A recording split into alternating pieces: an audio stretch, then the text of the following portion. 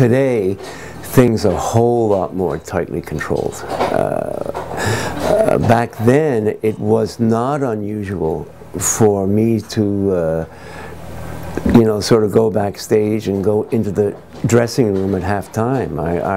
I remember meeting Rod Stewart and the Faces that way, and you know, just hobnobbing, you know, like backstage. And it's funny, I did get into the rock and roll lifestyle.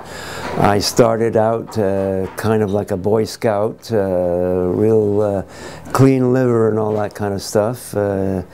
Tea was the only libation that I would take, and not to get into too many details, but I got into pretty well everything that's associated with the rock and roll lifestyle.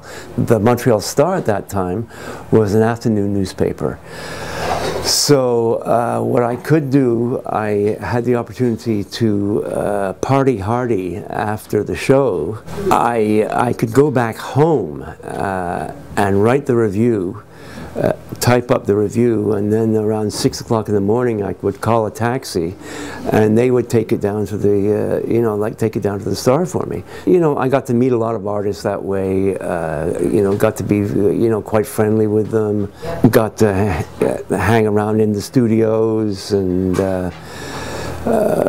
you know, later on it was the bars, and it was a lot of fun. I really do love musicians. Even the bad ones, or ones that I considered to be bad, you know, they can be really nice guys, and you know, it was just a really fun beat, and I certainly